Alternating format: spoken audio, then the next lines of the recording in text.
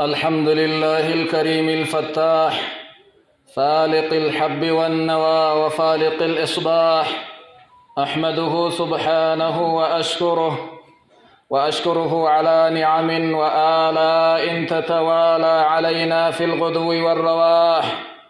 وأشهد أن لا إله إلا الله وحده لا شريك له شهادة يقين وحق هي للجنة مفتاح وللصدور انشراح. وأشهد أن سيدنا ونبينا محمدًا عبد الله ورسوله تركنا على المهجة البيضاء ودلنا على أسباب الفلاح، صلى الله وسلم وبارك عليه وعلى آله وأصحابه ومن تبعهم بإحسان ما بدا نجم ولاح وما أغنى الصباح عن المصباح، وسلم تسليما كثيرا. أما بعد فاتقوا الله عباد الله وتمسكوا بفرائض دينكم ولا تغرنكم الحياة الدنيا، فمقامنا فيها قصير وعما قريب سنرحل حيث المصير، وحين ذاك يسعد المتقون في جنات الخلد التي وعد المتقون كانت لهم جزاء ومصيرا. وبلينك يا أمة إسلاما يا دير يا دبرتي ربي كيسن صدادا جبيسا قبدا درك مدينة كيسني واجب دينا كيسني جبي فتا قبدا جيرون الدنيا إسنين صبن سيتا تلي ست جلت تلي دنيان غند كيسا ديماني فمقامها فيها قصير. أين الدنيا كيس جيران نحق فئلي يؤيرتي قبابا، وعما قريب سنرحل يوم بين ملي زمنك لدت ديمو جر دنيا تنرى بك إران هفن سندقون كن نواني نفني قاف بك إران هفن سنديني ور دنيا تنكيست غاري دلق جنة ربي كور رئيس صدات ربي باللمسان أرغتا من دا إساني ديبسا إسانيتي فالن كنا نمن رب صدات وان إني ته نمن مرن ينبيك جزان إساسا الله وان في دلقة التلقى. عباد الله شأن الفتوى ليس هينا وليست مجرد كلام لا قيمة له، إن الفتوى شأنها العظيم ومقامها الكريم في شريعة الإسلام. بلينكي يواني الرئيراها سوديمنو واي فتواتي والقافنا نما حلال حرام الرا إنو قافنا أكمت قافة إنو قافتا والقافتني ولي بسون كن هو شريعة إسلاما كست مال فكات وانجل الرالالو في فتواني والنئسا واللا فامتي هاسا وقتين قبني وهيمتي فتوان وقافتني نما ديبسون وين إسا قد شريعة إسلاما كست إني وانجبا وهيتي، فالفتوى ليست حديث مجالس تقطع به الأوقات. فتوان هاسا ويرو اتن دبر فتني متي فتوان أكنتون أولتو متي كلام حلالا كيسر ولتقبا ما كلما هب ودب هما جرا مرا كسوچئ هما نمتئ في مرا وان دي بسنيمتي هاسوا نمن من بربادي أبا من بربادي صداتك كمالي اتسينو متي. در فتوى جيشون هي الإبانة والتوضيح لما هو مبهم وغير واضح، وان إفن من بين وان نمئبي قافتني ديبي أرغتت فتوى جلما، وهي الإجابة على التساؤل قافين من نما قافت هلالات حرام واي شريعات الرا ديبي ساكنت فتوى جلما، وهي تبين المشكلة من الأحكام وأن مت والفكاتين من ولا لحلال حرام أدى ما باسوا والفطر والمفتي هو الذي يجيب الناس على أسئلتهم نمني قافي قافتني ديبين ما ديبسوا مفتي جلم أفان أربات نمني قافي قافتو مستفتي جلم أفان أربات قافين إني الرا قافتو فتوى جدما وان كان سدين الرا هاسو جر أرقى يا ربي فدين والمستفتي يسأل عن المسألة ليبرئ ساحة ذمته من المساءلة أمام الله تبارك وتعالى نمني قافة ولا لن كوان بيني قافين ما قافة برفندر ربي كياتتي أكنا قيبيو دلقان أني راوتو ديمو كوني حلال مو حرام جتشو بيكوف إراد أقممو إتي أججما ثواب نيسا حقم قيا شريعان إسلاما وان أندلقو ديمو وان أنجلو ديمو كان أمال جت جتشو بيكوف نما قافتو إني حتى تطمئن إليه نفسه وان دلقا ديمو سن قلبي رقاسا قبدون قلبي نقياتي دلقوف وما لم تطمئن إليه النفس من فتوى فلا ينبغي للمسلم أن يأخذ به لمن وقافة اللي قافي قافة ماف أبان سني ديبيو إسا ديبسي وان إني ديبسي سنقبتيتما إتم بررون قبه بتو قبا حتى يستشير ويستفتي ثانية أما اللي إر ديبئي مريتي لما فاحق قافتتي يو قلبي نسان فلتين يو قرآن حديث الروا إني اتهمين اتم بررون قبويا عباد الله قد يتهاون البعض في أمر الفتوى أما ونن ندمن في نمني قرين واي ديبسا شريعة إسلاما كان هملا فاتيادا فيتصدى لها من غير أن يكون على دراية وعلم بما يفتي به وان ديبين ما كن وان ما ديبس كنا كرأي إن قراني أديفني كن حديث الصحيحة لك كبيراتي وسما أدان بين إمد ما ديبي سقايا نمني وقرأي ألفن آبتان شيسان بين اللي فيكون بذلك قد ضل وأضل مالت يقافكنا وفي اللي كرر بديتي نما وائس قافة سن اللي كرر بلسا فالفتوى في الدين لا بد أن تكون صادرة من أهل العلم والاختصاص قافين ديبين شريعة إسلاما كيستي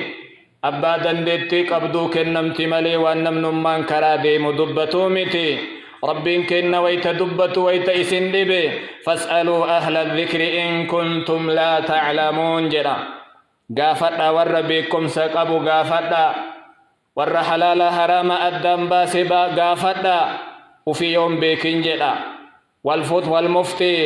موقع عن رب العالمين نمني وانما ديبي ستن حلالة حرام جتشو شريعان ما إفي نمني أدان ما باسو ربي آلمات الرابك بوئي أكما ربي قدان إني الرابك بوئي قداته وأن إني الراحة سولي قدان أو في إيقنا بربادا قال تبارك وتعالى قل ما أسألكم عليه من أجر وما أنا من المتكلفين جدي جدان نبي إساتيني أني دعوة إسنتي قدو حلال حرام إسن برسيسو شريعة إسنين لفكن الرتي من دانا كفلا جدي من دا إسنين قافدو أن أما اللين ما أفدر كيوان بين كيس قلومتي جدي جآن وورد عن النبي صلى الله عليه وسلم قوله إن العلماء ورثة الأنبياء نبيك إن الراون في حديث إساني كأبي داود ابن هبان ابن ماجه دارمي فأبي الدرداء الرأودي سنكيستي بيتني بكبو أوت نبيوت ربي تجأ درانو نبيوني ربي الرابكبو أنت حلال فحرام الدنيا تنكيستي أمتا إفباسا علماء اللي جر الرابكبو هذا الفضل والمنزلة لم تأتي من فراغ نبيوت ربي ترابكبو أنكوان بلا شأرقمومتي ولكن لما يتحمله العلماء من أمالة التبليغ عن الله ورسوله علماء تبكبوا آلا والنبي ربي التين إرقما سنرى بكبوا سنكيسا فتوان وأنما إبي ولالا بالبلي قاما برقي بري السيفي قافتون ركني قدا تقوى النبي ربي أفنقيسا نبي تائرا وورد في الصحيحين عن عبد الله بن مسعود رضي الله عنه أنه قال أيها الناس أكنجد أصحاب النبي كان عبد الله بن مسعود يا نما من سئل عن علم يعلمه فليقل به نمني بكم سوهيك أباتي بكم سسنين ها سوجد ومن لم يكن عنده علم نمني بكم سوهين قبل مهيمني ولالا فليقل الله أعلم ربي بك هاجد بكم سربي هاقلشو فإن من العلم أن يقول لما لا يعلم الله أعلم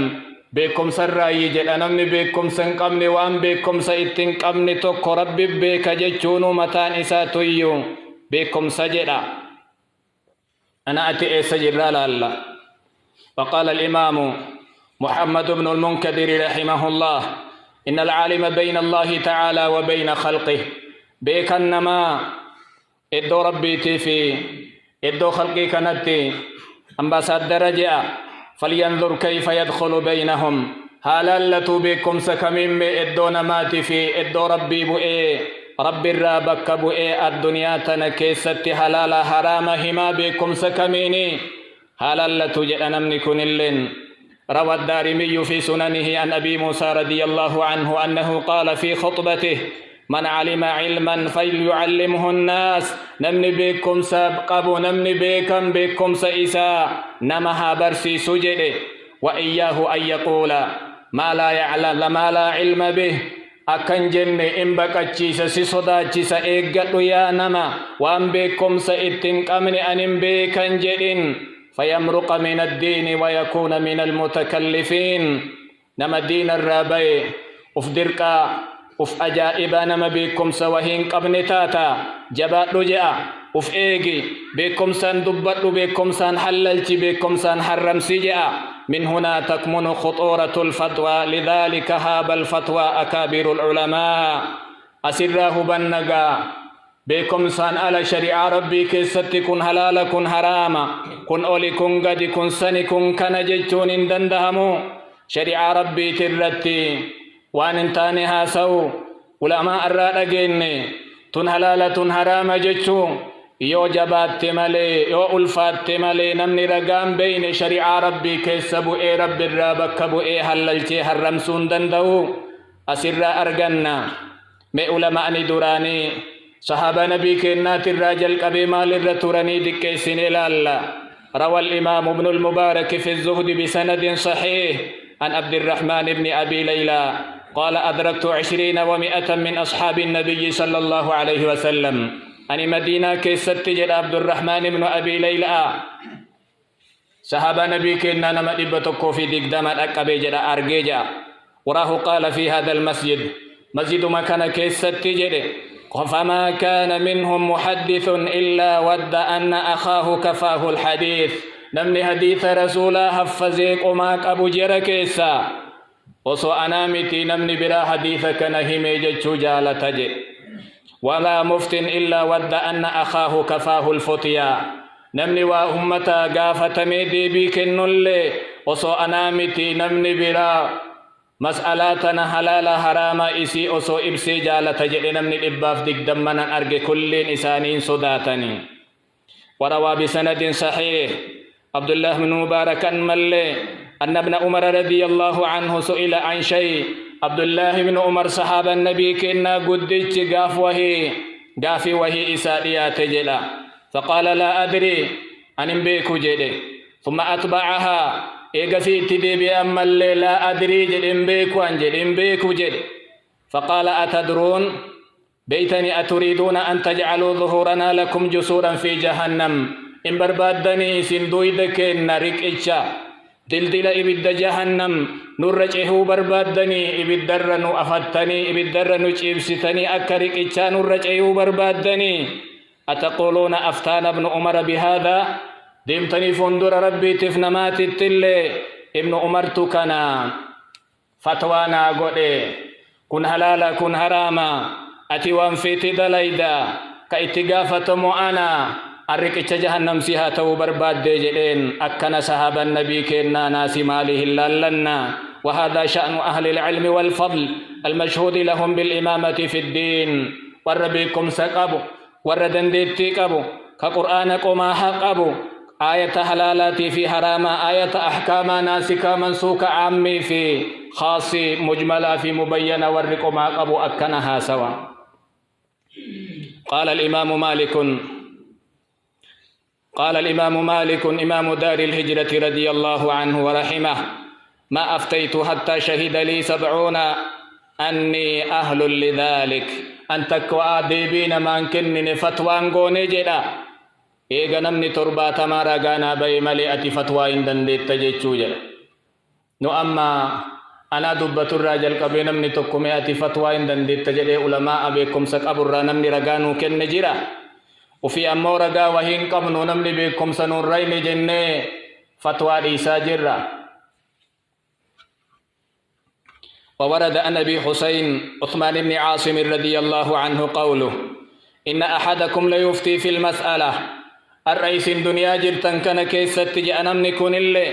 قافي يويسني إياتي فتوى قوتا واتكها جان قبدني ولو وردت على عمر رضي الله عنه لجمع لها أهل بدر. قافين الرئيسني إياتي سالم لي صدام لي ديبي كنتن كان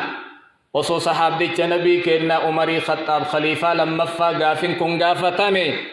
سلا ور بدر كل ولتك أبه نما الدنيا جيرو مسألة انتم مالي جتو قافة ملي أفر أدأ في ديبين كنجي. وذكر الحافظ أبو عمرو بن عبد البر رحمه الله عن القاسم بن محمد بن أبي بكر الصديق رضي الله عنهم أن رجلا جاءه ليسأل عن مسألة. قاسم كمحمد بن أبي بكر فقهاء 7 كيسان متك زمن تابعا ورفتوى مدينة اتديبئ كيسا. قاسم نمتك وان إني جتشو ديمو نمني وهي إستل في قافته فقال: لا أحسنه أم مسألة نمبري بيكو جدين قاسم. فقال الرجل: إني لا أعرف أحدا غيرك أنسم لينما مسألة ندندون جيرو فلكي يمالي نادي بسجدين. فقال القاسم: لا تنظر إلى طول لحيتي وكثرة الناس حولي. نمنا أريدنا الإيرتون اللال نمن نبر بايئة اللال أني مسألة نمبيكو جدين أريدنا اللالني بايئنا من نبر جرون لالني إنبيكو أنجدين. فقال شيخ من قريش كان جالسا: يا ابن أخي إلزمها. نمنا الإيسي جدين فوالله ما رأيت في مجلس أنبل منك اليوم. قال القاسم: والله لأن يقطع لساني أحب إلي من أتكلم فيما لا علم لي به. الربن نراج رمو إر في الرجل وان بكم سنك أمن كيس قلي الربكيان هاسو إر. وقال الإمام أبو حنيفة رحمه الله: لولا الفرق من الله أن يضيع العلم ما أفتيت. أكن جدا إمام العظم أبان حنيفة اللي والله علمي ربي تمين أما صدات لمالي أني سلاواتك فتواتك ديبيتك ديبسو يكون لهم المهنأ وعلي الوزر. إسان بل إلا النقيان فتوى إسان نوغو إجراني دلغتني بدين إسان منرد هرق ماجا يو أندو غنغوري يو أنفال مراد ربي كيا كديمو تاتي بدين نرد هرق ماجا إنو إني بيتو أبان حنيفة كنما أكمي إسا رقيتني جرتني ور مذهبا كيسا إن اللي نما توكو أفرنوان إسان جرمين رقيتني. وأن الحيثم بن جميل قال: شهدت مالك بن أنس سئل عن 48 مسألة أم برجرج أنمني كني. إمام مالك إمام دار الهجرة قافي وهي قافتمي نمني وهي بي أندلو سر بي أما أوروبا جتا كان الراديمين أفيتي قافي أفرتمي صدق قافتي نمني كن بي الراب الرسني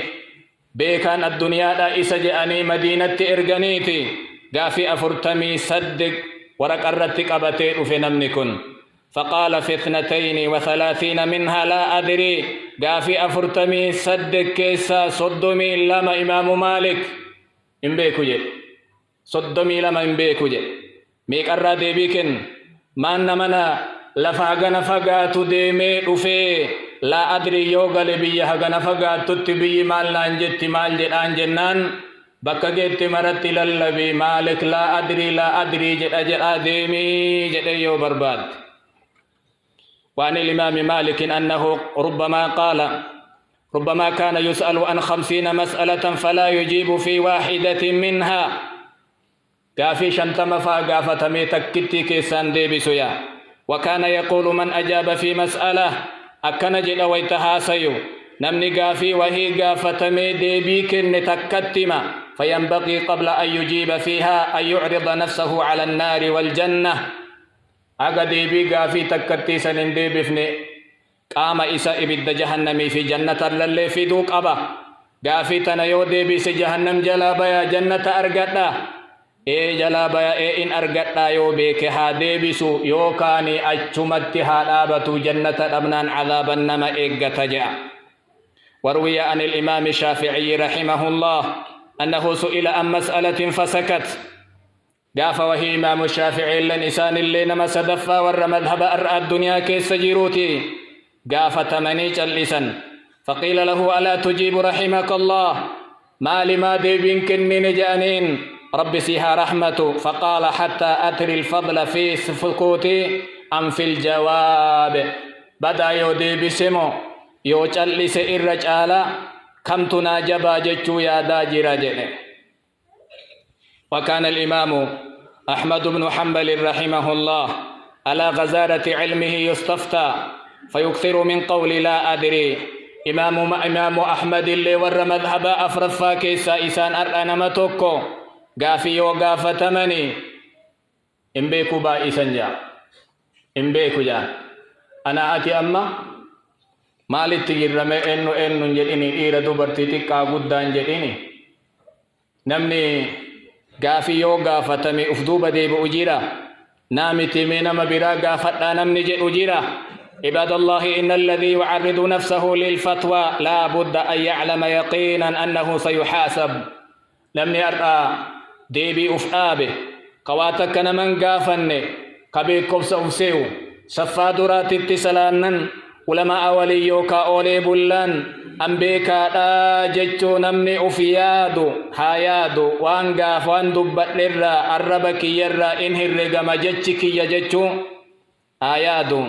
فإذا أفتى بغير علم بكم سان ألا يوكا فتوى قدوتي يوكا فالا رقاء فدا لبوتي جده يوكا مذهب جلديمو جده يوكا دنيا وهيفا أرغتي يوكا مو مذهبك يكنا نمسني والجبنا أرغت جتشوف آفيوكا فتوى قدوتات إنما يقحم نفسه في الويل والحلاك بدت أف درباجرة بولتك إلت أف درباجرة هابيكو فالافتاء بغير علم حرام ومن الكبائر بكم سان ألا فتوى قدون ودبة شريعة ربي بك إراب أني ربي رسول الرادبة مع سياق قردا قال تبارك وتعالى قل إنما حرم ربي الفواحش ما ظهر منها وما بطن إلى وأن تقولوا على الله ما لا تعلمون أنك حرام إسن الرتي قده معصية لجده شركي لجده إيقاسي آخر الرتي مال جده وأن تقولوا على الله ما لا تعلمون وأنهم بين رب الرتي هاسوا اللي أن إسن الرتي حرام قده جاء ربي أسكيست مال ولتك أبي والبرت والكتسي وللرتي عطفي شركي زنا ظلمي بكم سان على فتوى قد والبرك أبي دبته سبحانه وقال تبارك وتعالى ولا تقف ما ليس لك به علم إن هردف جلندي من هناسين وأن بكم سيتن قم نجدا ولا تقولوا لما تصف ألسنتكم الكذب هذا حلال وهذا حرام وما لبون تيسن سنتك أبد سببا إسين سنتك أبد الربك سنين جدنا كن حلالا كن حراما جدنا كجب رب الركا يداف إن الذين يفترون على الله الكذب لا يفلحون والركجبنا الركاياني هفلتين قبني متاع قليل كنني تكا كنني أوجرني عذاب إسالا لسو إساني جرى شريعة ربي ترى ربي الرابك بؤنيها سوا جبا عن عبد الله بن عمرو بن العاص رضي الله عنهما أن النبي صلى الله عليه وسلم قال إن الله لا يقبض العلم انتزاعا ينتزعه من العباد رب علم فرأتجان فرأنا نمكيسا لكس وصنم ديمو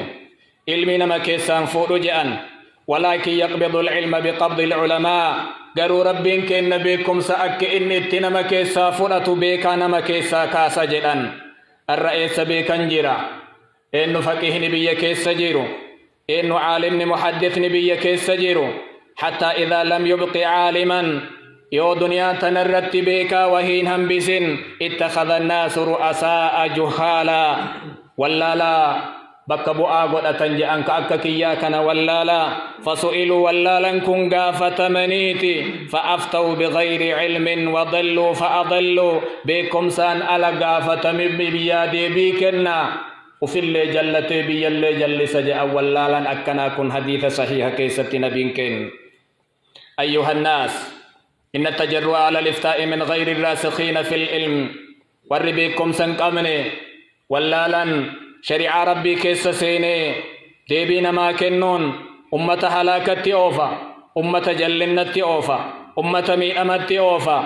فتوان يو هيبا إسي يو صدا إسين قبات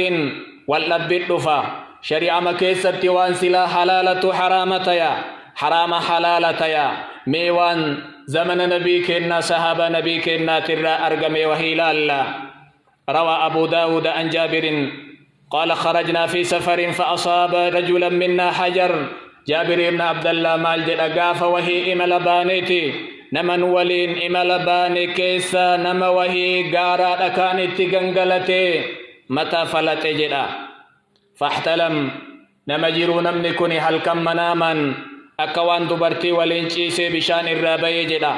فسأل أصحابه نمنكني دوبا ور ولين ديما جيرو كان قافي وهي قافتي فقال هل تجدون لي رخصة في التيمم شريعة ربي كيستي أن أما متان نفلت أمي بشان ندررو دندا نميلو دندايا يو تيمم قولي نالافا جئي قافي قافتي فقالوا ما نجد لك رخصة وأنت تقدر على الماء وأن سلاف أرجني بشان تفيد مدن ديتا متسبك أكمله مانتاني بشان دكتت بشان صلاة ملي تيمم توجأنين فاغتسل فمات لم يكن بشان دكتت بشان أجي متاسين دوي. فلما قدمنا على النبي صلى الله عليه وسلم أخبر بذلك ويتمدينا قال لي وأن كان رسول اتهممي رسول لأغيان فقال قتلوه قتلهم الله أجيسني ربي سانها أجيسو جاء الرسول أجيسني ربي سانها أجيسو ألا سألوا إن لم يعلموا ما انقافت إيقوا فيه في تيم بيكن فإنما شفاء العي السؤال فيا ولا لا قاف ما انقافت إنما بيكو ما انقافتني ما نما أجيسني شريعة ربي كنا لافتو رخصة قبدون ما بشان إسامة بك أجيسني أجيسني ربي إسانها أجيسو جاءن. أرأيتم عباد الله هؤلاء صحابة فضلاء لامهم رسول الله صلى الله عليه وسلم ميلالا جركن ور وحي أرغن ور نبيكن ولين أولاني بلن ور حديث إساني بيك ور بيكا أكا زمنك إنن ور بيكم سان أفقابني كان بيكا أفين جئي لفا أفقاي متي رسول إدو إساني جيران سوالينو رسول إسان كومتيتي جيتشا أما إسن أجيتن كان جران جران الرأوس رسول جراتني هو أناسي كوامي كأجيف كإرسانيتي الدنباف كوان حلالا حرمسين كوان حراما حللشين وصنو أغياني رسول بدا مال ننجران ميتي رسولا ميتي علماء نمان إسلاما قردان الرمكا إساني لكوف نكوني وصنو أرغني صلاة كينا أكما إنو اتصالان نكنا أسو أرغني أديم سمنو اتي أولي بلو كنا يأسو أرغني بدا إسلام ينونجلني عالم وفتوى ويقو جيش أمتي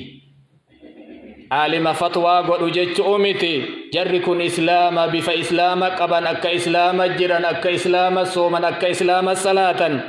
كانوا ما يؤرغنا والله أعلم. عباد الله أقول قولي هذا وأستغفر الله لي ولكم ولسائر المسلمين من كل ذنب فاستغفروه إنه هو الغفور الرحيم.